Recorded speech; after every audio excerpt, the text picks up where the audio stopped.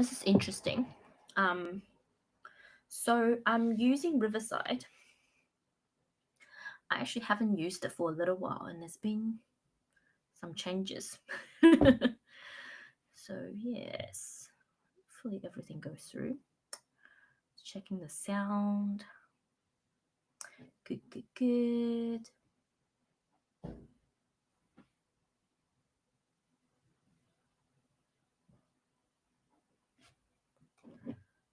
Okay, looks like everything's linked. Let's get started, hey?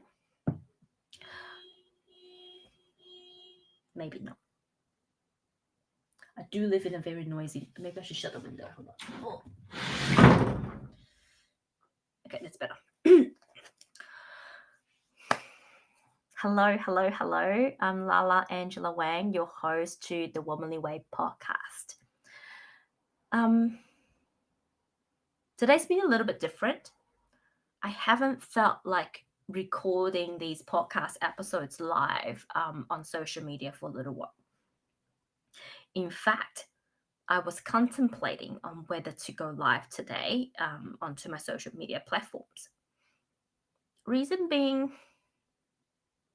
sometimes it's better to not look at my own face and just allow the information to flow through. But I actually made notes today because the topic that we're talking about today, I felt it's very important. It's something that I have been guided to bring through, and it's something that's live and that's there. It's in my face all the time. And it's actually an ugly side of the juggle that people don't often talk about. It's an ugly side of our society that people don't talk about, that I feel like needed to be talking about, because the reality is I think a lot of people are juggling, but you may not know that there are easier ways to attack this, I'm going to call a juggling pandemic. And what you may not even realize is that you're actually not doing the juggle for yourself. It's actually a very deeply embedded programming in all of us. So, like I said, I have to make some notes, but as per usual, for me, it's pretty casual. I've made a cup of tea. It's Sunday evening. Lucky me, George didn't have a nap and he fell asleep around 4:30. So hopefully the same trend is going to continue what happened yesterday, and that George is simply going to sleep through the night. All right, so the UnJuggle. The inspiration for this podcast really come from, so as you know, I started my new job and there is a little bit of juggling around. I'm not going to lie. I'm working what they call a 4-for-5. So I work 4 days for 5-day hours. So far, I have had minimal 4-day days.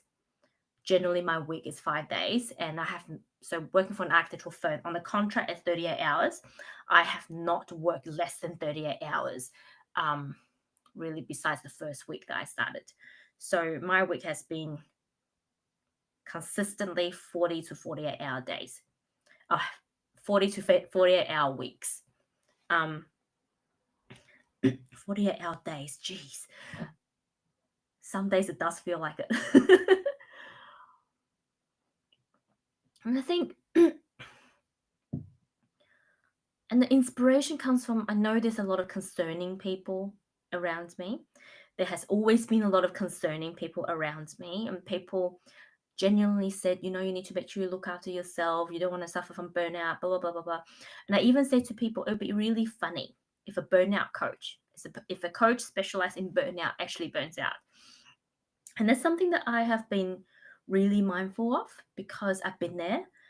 Burnout was something that was really prominent in very early on in my career. I've had, physical symptoms. I've had illnesses. I've had a whole lot of things that has happened to me as a result of me not looking after myself energetically. So I feel like it's time. I actually saw, I think it was a history, maybe no. So there's an event which I was a guest speaker on 3 years ago when I first had George.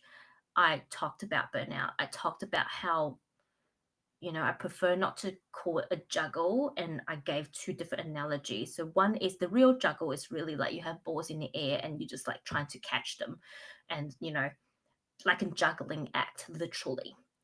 But my vision for juggling, and in fact, I don't really use the word juggle. Sometimes it does feel like a very fitting word, but the way my visual for this is laying on like a flotation device, whether it's like one of those flamingos or whatever that you fancy. For me, it's just a large flotation device that made me feel comfortable. I've got my favorite beverage, which is probably a cup of tea or a matcha or some bubble teas with my sunnies, and there are balls dropping from the sky, but I've got this big net that just catches them all. Right? I don't have to throw them and thinking that I won't be able to catch it because I've got a wide enough net. And I kind of see that net as our energetic field. A lot of coach, this a few years ago, used to talk about how much space can I hold and how many people can I hold. And for me, the practice of unjuggling is about expanding your energy field so you can hold more.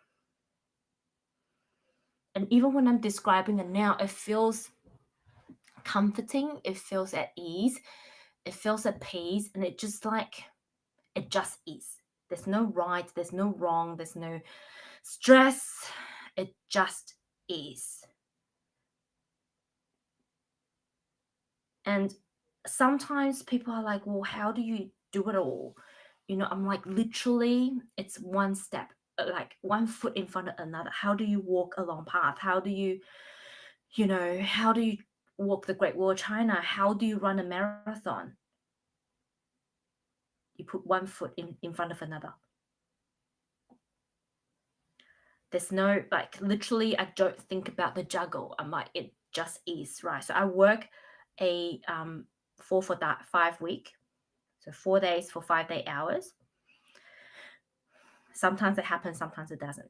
But in the background, Scott's actually got a hectic schedule where we're constantly trying to navigate, negotiate, plan, and replan our week. Because he works on rosters. And at the moment, it's a fucking horrible roster because you never know. Right? So it's about finding the rhythm, but also planning ahead. So I often plan about 2 weeks ahead. In fact, after this call, I'm actually about to plan the next 2 weeks. And yes, you can say that's because of my, project management background. That's just who I am. But it took a long time for me to understand what it is that I need to not feel frazzled all over the place, unorganized, and then that leads to stress, anxiety, overwhelm, procrastination, and burnout.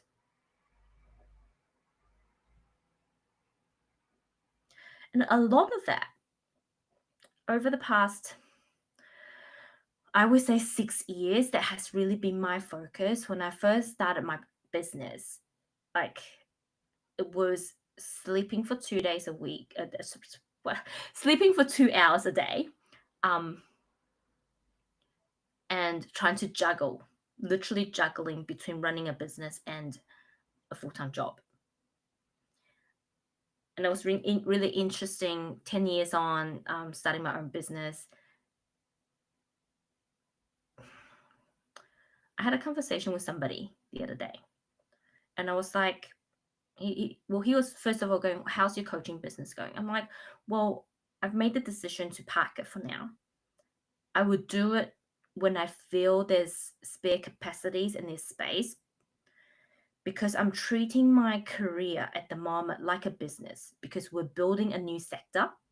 we're building a new arm of the business. It's about customer awareness. It's about going out there and doing my business development, speaking to people. It's a business, right? It takes up a lot of my energy. It takes up a lot of my bandwidth. And I don't think it would be good for my energy to literally juggle the two. But I know when I have extra bandwidth, and that's when I can build. And this is a good thing about having a side hustle. I can decide during the different phases of my life, where do I put more effort in? And this right now is simply a phase of my life where I'm treating my career just like a business, and I'm building this arm of my business. Right. And I can talk about this and how it associates with personal brand. And some people are like, well, you should never, build your career like a business. But there are different phases and there are different aspects of business. And I can talk about this with you guys in a complete different session. But there's always a strategy. As you know me, I treat my career and my business, I guess, always, first of all, from a personal branding perspective, but it's always strategy led. My career is actually always probably not the right words, but at least for the past, I would say 6 to 8 years, it's been very strategically focused and strategy led, understanding what's the big picture, what drives me, what's my passion, what do I want to achieve at the end of the day. And I think I'm at a place where I'm very grateful that I've got a job that it's very aligned with my vision, my purpose, my passion. And so therefore I've made the strategic decision to treat it like a business and building a business, because I know if I can get through this initial phase and really build it, it would be very successful. Right? It's also going to give me a good foundation in terms of supporting more mums and young professionals in developing their personal brand and career. So what I'm saying here is juggling actually doesn't have to mean juggling. You need to understand it's almost like a barometer of juggling, right? And there has to be an understanding of self first, which I will cover later. But the first thing that I want to cover is that juggle, the mindset of juggle and the relationship with juggle really starts with mindset, with words, with our association with the word juggle. I've worked a lot on the word juggle and struggle when it comes to careers and business. And this is what I truly believe, that I don't need, in order to build a successful career and a successful business, there's no juggle and there's no struggle. But there was a mindset that I used to have, and that's what I used to do to lead my career and my business. The same thing with the word fight. I used to think that I had to fight for my career, for my relationship, for every aspect of my life. But now I truly believe that it's really about juggling. For me, it's more about harmonizing, prioritizing, about creating the flow that serves me, serves my energy, that allows me to go through the ebbs and flows in life, but allows me to top up when I need it and as quickly as I can. I actually heard someone say this the other day at a like an industry event, and she said, I don't like to use the word juggle. I prefer to call it work-life integration. Actually, it was more, she doesn't like to use the word work-life balance, but more work-life integration, because balance sounds like 50-50. And I agree, it's not about balance. It's never a balancing act. Because for me, work and life is never 50-50. Maybe sometimes in my life, work and life is 50-50. Right now, yes, work is probably more.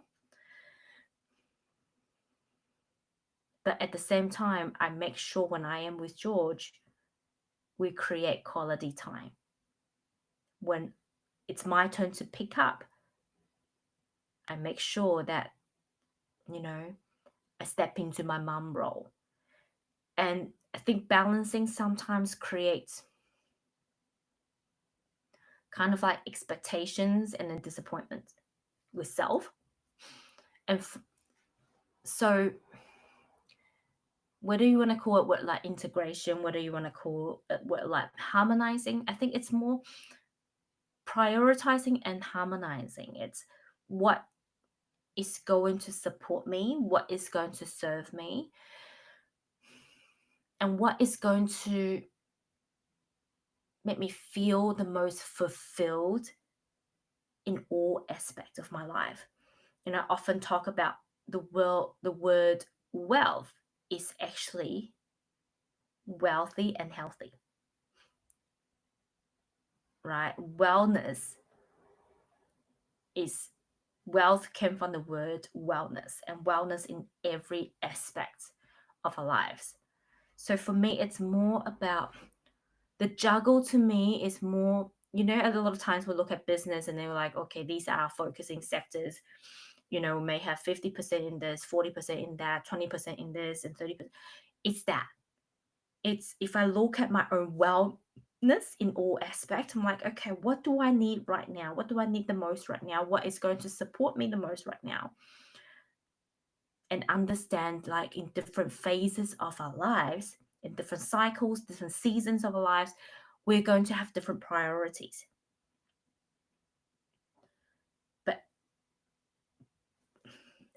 And it's about looking at the priorities and go, well, what is going to make me feel the most fulfilled? And what is going to allow me to feel the most accomplished? Not from an egoistic way, but it's kind of like when you look back in this phase of your life and go like, yeah, I did good and I did well and there's no regret, as much as we can, right? And this really is what drives my life these days, to live a life without regret. Be the best version of me, being my highest expression, and really doing the good deeds, doing me as what the universe wanted me to do. I see myself as a vessel in doing the things, creating change and making a difference. And it's really important because, like, for me, that people say, oh, you're juggling so much. It doesn't have a charge anymore. It used to have a charge and I used to get really upset. But there's no charge anymore. And that really is, I think, the best thing that anyone who is struggling with the juggle, struggling with creating work-life balance, creating the life that you want, is to first of all list out all these words, understand what the emotions towards these words are, and working towards building something positive. And these are the 4 things that I did to really help me creating this positive environment around the word juggle, and allow me to unjuggle, um, and allow me to step out of the burnout cycle, as I would call it. So the first is to forgive yourself, forgive your past, forgive all the times where you have created burnout, where you have felt like you're struggling, where you have gone through the struggle, gone through the juggle. Accepting who you are is number 2. Perhaps this aspect of you that tends to push but too hard.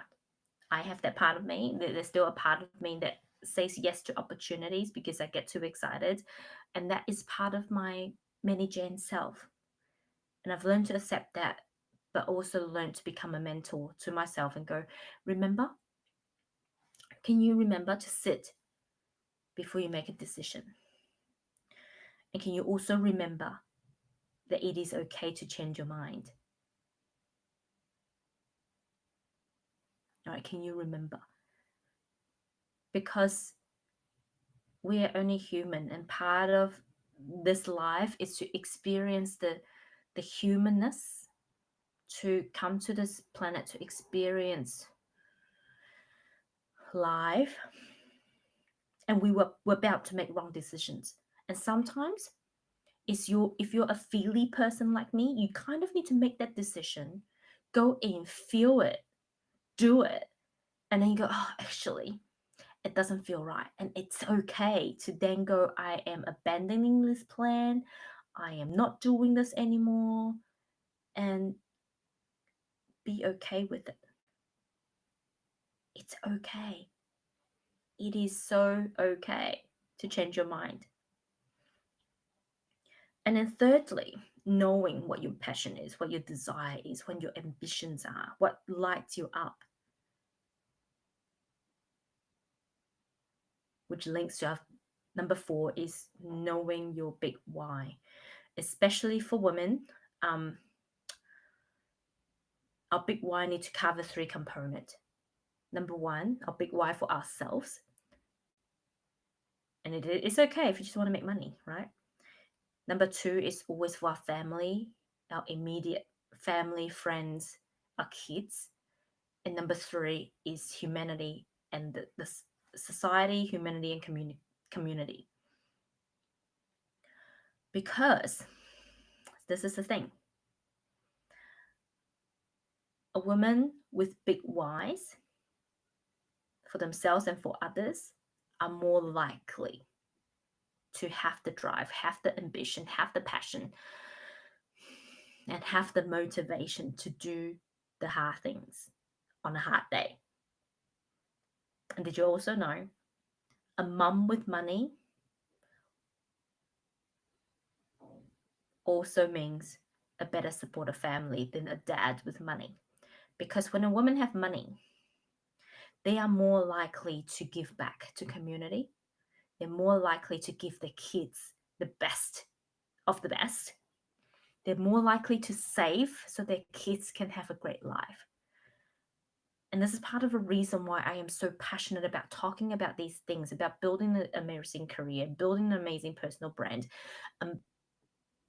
providing different paths, opportunities, and futures for mums. Because this is what I believe, and this is what I believe we need to talk about more. And this is what sometimes people are afraid of letting us know. And this is why sometimes people want us females to focus on other things, because they don't want us to be earning more. And that is the reality. Because if we do, we are more powerful than anything else. To give a mom the wealth that they're truly capable of holding and truly capable of making, it's like giving a race car, a top tier race car driver a V8 engine. It's like adding wings on their back. You give their kids the best opportunity possible. And that's why I'm so passionate about keeping mums in environments where they thrive and they can be successful, they can be wealthy, and they can build financial freedom for their family, because it is important. And so many of us are struggling financially right now. Right? Okay, I have digressed. But this also kind of led me to the perception and the deceptions that's currently out there, to what the real juggle really is. The real juggle actually isn't the juggle that you're facing. The real juggle is what the outside world continue to tell you as the juggle. And this is really coming from personal experience. Like I said, I've worked on for the past 6 years. My main focus has been on juggling. And what I'm finding is I know myself so well now. I know how to unjuggle. I know how to create harmony in all aspects of my life and wellness in all aspects of life. I know how to harmonizing myself, ground myself, and readjust. But this is what I am constantly hearing. Often it's a very caring tone. You're working too hard.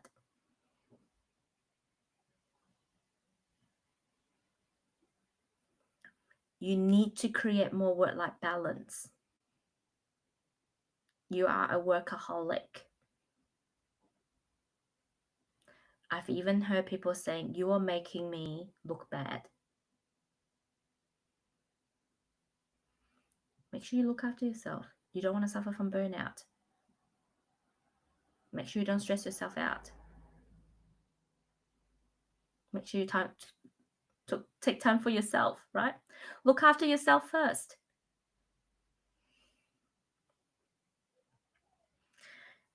And you know what? I do have some very spiritual friends who understand how to look after themselves, who understands that to remind each other not to push too hard beyond our boundaries. But I'm also going to say to you, 80%, 90% of the time, people who say that to you, the reason that they say that unconsciously is because you're representing a part of them that they don't like. Remember, we talked about the accepting and the forgiveness. They haven't done the work, right? To see you thriving, to see you do the things, it reminded them a part of themselves that they don't like, or a part of themselves that they think was not possible, or a part of their dreams that they think that they couldn't achieve because something happened in their life. I've even had people saying to me, well, you make sure you're a mum now, you make sure you look after your family first. And the truth is, how dare you? How dare you tell me that I'm not looking after my family?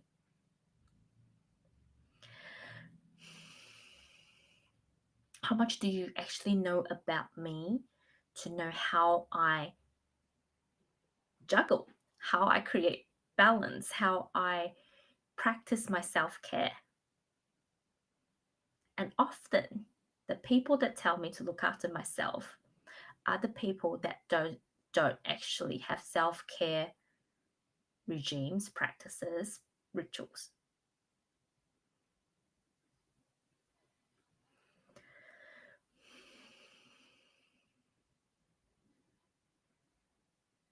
And this is the reality.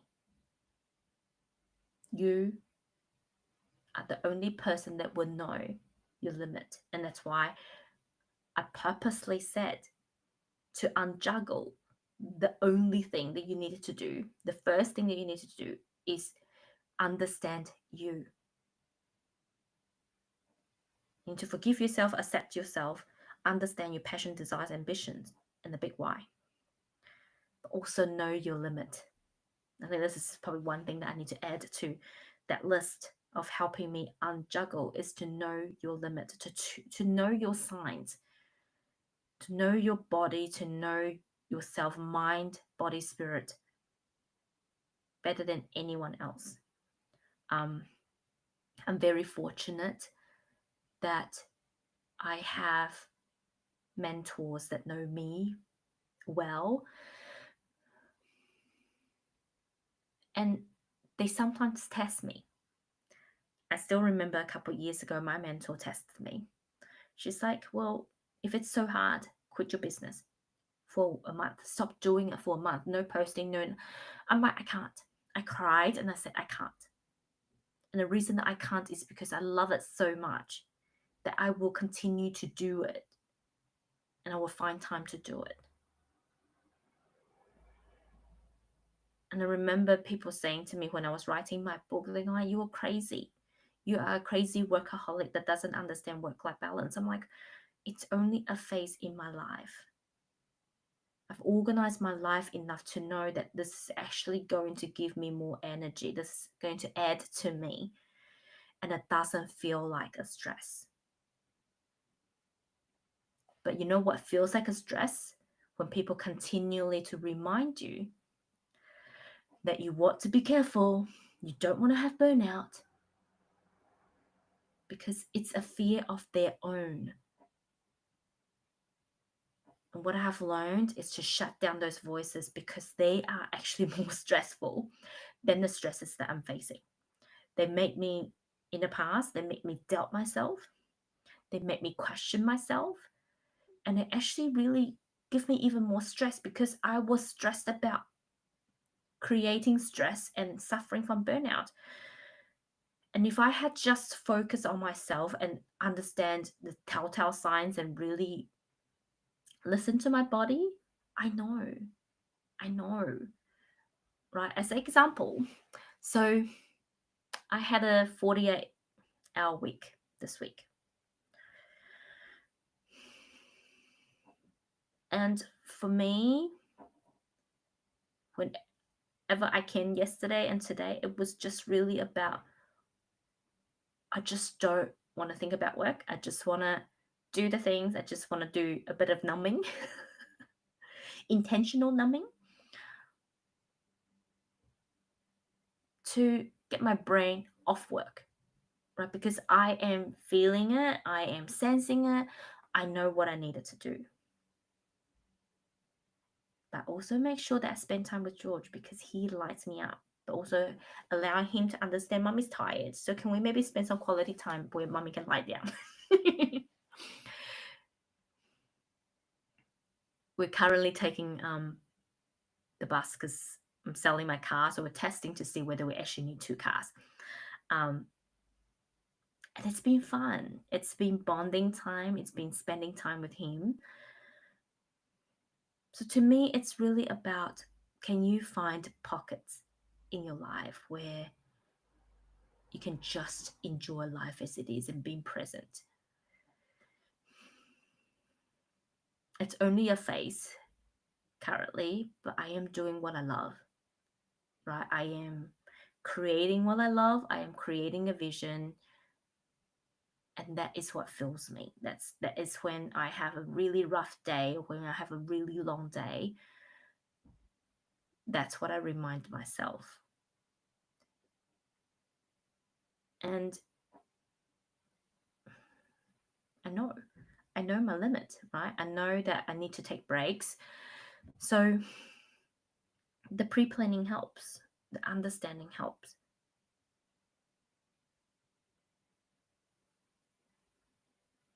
And I'm glad that I have really managed to block out those negative people in my life and not listen to those voices, and really just be in my own and really spend the time to understand.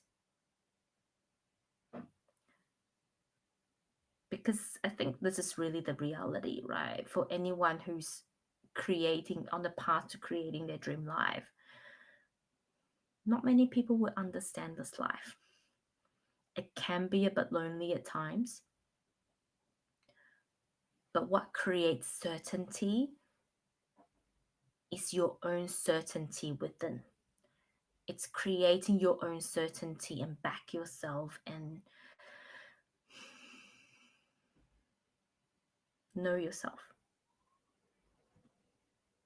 I truly think, whether it's a career that you're building or a business that you're building, our biggest lesson, biggest strength, and the most important thing that you could do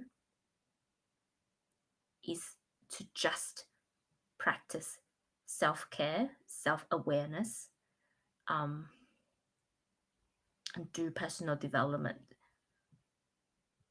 A business and career is the same, can never outgrow the psyche of its owner. So unless you are growing psychologically, mentally, your business will not grow and your career will not grow. But also what I've learned is, if we look at juggling, it's kind of like it's a very passive and responsive response. But the truth is, in life, the most flexible person will always win, right? It's in negotiation. It's essentially negotiation 101. The most flexible person will always win. And if you know, if you know your limit, if you know the cards that you're dealing with, if you know the path, as I would call it, then you have more flexibility. It's like, I know my schedule, I know my limit, I know what I need to do, I know when I'm doing what. Then when change comes, I have more space, capability, flexibility to, or bandwidth, really, to react to it, to be more flexible. So then it doesn't need to be a juggle, it's really a flow, right? It's like if I'm flowing on that swimming pool and I know when it's going to rain, then I can work around it. I know when my kids are going to come, then I can work around it. It's really about taking control, not from a controlling sense, but taking control of your own life, your own energy, your own mental health, and not let it be something that you get affected by external circumstances, or not let it be something reactive. Yes, there are surprises in life, like a pet passed away or a mentor passed away. But I think with all these tools, with all these understandings, what it really allowed me doing is that I can use the tools that I have to bring myself back to my center quicker than anyone else. And what that means is that I can very quickly take stock of the balls that I need to juggle and capture them. That means I can very quickly go, well, what do I actually need the most right now, and reshuffle my priorities. That means I can pull out the tools that can help me ground myself again and find myself again so I don't feel lost. When we feel lost, we feel insecure, we feel unsafe, we feel all over the place. And that's when it can snowball, because our whole brain really is built on creating safety and stability. Right, so what you want to do is to create safety and stability in a way that you are supported, so you're not forcing safety and stability by being overly controlling. It's like playing chess. You're kind of like predicting other people's moves, but you're not controlling their moves, because then chess is no fun, right? There's always going to be an element of surprise in life. But part of this chess game is really about, okay, there's this element of control, but there's an element of uncontrol. What can I control within this physical body, within my energy field? What can I control? And what I can control is me. What I can control is bringing me back into the center, so I feel grounded and centered and feeling back into my inner certainty. The certainty is not about other people and their behavior and their reactions. The certainty is about what I can create within me, so that I am centered, I am safe, that I am grounded in my truth.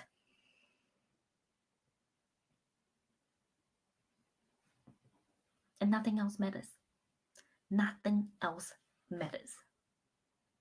That's why other people's comment doesn't matter, other people's concern doesn't matter, because I know this is what I can do, this is what I'm capable of, this is what I'm here for. No one else does. And even if they do, they probably don't understand it. They won't have the same internal understanding and certainty as you do, because this is your thing. As you can see, I'm super passionate about this. And really, this is just the beginning of me talking about this whole unjuggling thing. So I would say keep watching the space. I'm feeling there's a masterclass coming. I haven't done masterclass for a while, but this is one of those moments where I feel really strongly that is what I need to talk about, what we all need to understand more. The information is still a little bit in bits and pieces. So I think in the coming days, it's going to be a lot more consolidated, and I'm going to get a lot more information coming through, and then that will literally become a masterclass. So if you're interested, what I'm guided to do is, if you're interested and if you put yourself on the waiting list now, it'll be free for you. I don't know when it actually comes out, whether I'm going to charge or not, but if you reach out now and express interest, it'll be free. You can reach me on all the ways: Instagram, Facebook, LinkedIn, or email me at mywomanlyway@gmail.com, or thewaybackHome.co@gmail.com. I feel complete. So that's me for today. I hope you enjoyed this. And I'm actually excited, and I hope you all are as excited as I am to see how this unfolds and the new information that's going to come through me in the next little while. Love you all so, so, so much, and have a lovely week ahead. And I will see you next time. Bye.